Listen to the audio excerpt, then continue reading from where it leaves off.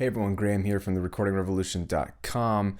Want to clear up some confusion today. Hopefully this video will help you, and the purpose of this is to help you in your thinking about mastering and mixing. There's a difference, and I think that difference is sort of mysterious to people. Recently I've been doing some videos about mix bus processing, doing some cool things with multiband compression or a mix bus compressor or EQ on the mix bus, doing a lot of processing with plugins on my master fader. You can call it a mix bus, you call it a two bus, master fader, whatever. Anytime I do some kind of tutorial or talk about mix bus processing, I get a very common question or statement, and it goes something like this: shouldn't you save that type of mix bus processing for the mastering phase?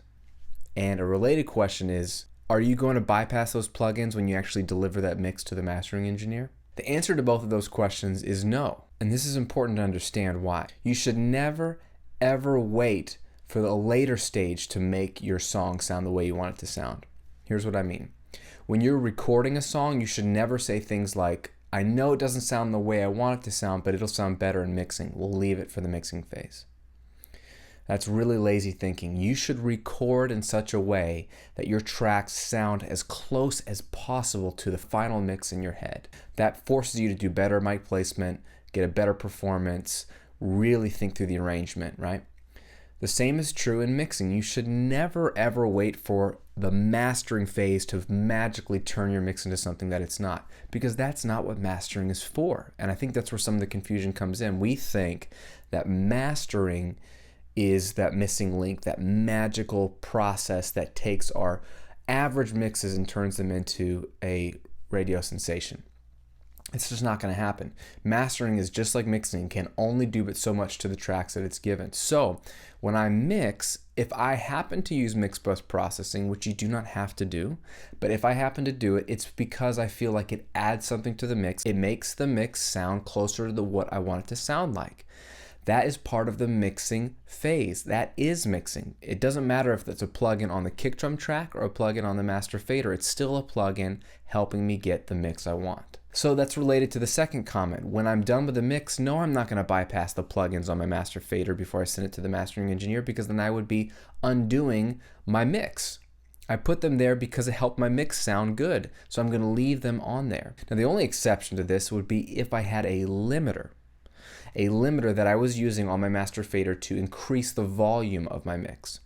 I don't care if my mix is quiet or loud in the mixing phase, because that's going to be dealt with in mastering. I'm going to explain why here in just a second. So beyond a limiter, I'm going to keep everything on my mix bus because it was put there as part of the mixing phase. Now, some of the confusion comes in when people feel like I've mixed my song. Isn't it the mastering engineer's job to then do magical stuff to it and make it sound awesome? Like we addressed earlier, the mastering engineer's job is not that.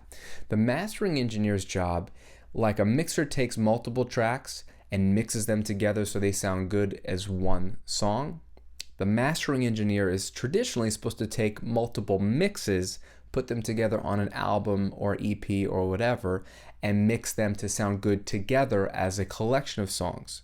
For example, if you mix your own album, you may have noticed that you mix in isolation. You mix one song, next day you mix another song, 2 weeks later you mix another song, and you have no idea how the tone of one of your mixes compares to the tone of another one of your mixes, or the volume of one of your mixes to another. So if you were to then import your final mixes and look at them all in a DAW and do a mastering session, a traditional mastering session, you would notice a few things. You'd notice, wow, there's way more low end in my first song than there is in song number 7. The vocals are really bright in song number 5, and then 3 of the songs are super quiet and 7 of the songs are super loud.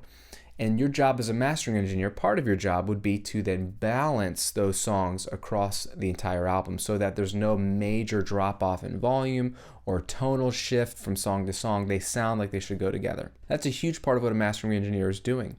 Now also, if you were mastering someone else's music, you would be another set of ears, and you'd be listening to the tone of those mixes and referencing other really good songs, just like you do in the mixing phase, to make sure that the tonal balance of the songs flow together, and that as a whole they also can compare to other mastered material. So if you heard it on your iTunes playlist or on the radio next to another song, you wouldn't notice a massive difference in tone or quality. So it's helping out in those areas, but it's the same thing you're doing in mixing. It's EQ, it's compression, it's dynamic effects like that. And then there's the major thing that we all look for, and that's loudness. And a mastering engineer should be the person to make your mix loud because it's the final stage in the process. He or she needs to deliver that mix at the appropriate volume for the final format, and that can only be done once, so you might as well do that at the end, okay? That being said, that brings it all full circle. What is the point of mixing? To make your track sound amazing. You should never, ever leave anything for the mastering engineer unless it's volume, okay? Your job should be to give tracks to a mastering engineer and have him have nothing to do for your tracks. Ideally, I want to mix in such a way that if I hand something off to mastering, he or she opens up the tracks and says, these sound great, print it. Okay? That's my goal every single time, whether I'm mastering it myself or I'm sending it off to mastering, okay? So, going back to mix bus processing, I'm not doing it like I'm trying to recreate mastering. I'm not trying to master the song by putting a plugin on the mix bus. I'm still mixing.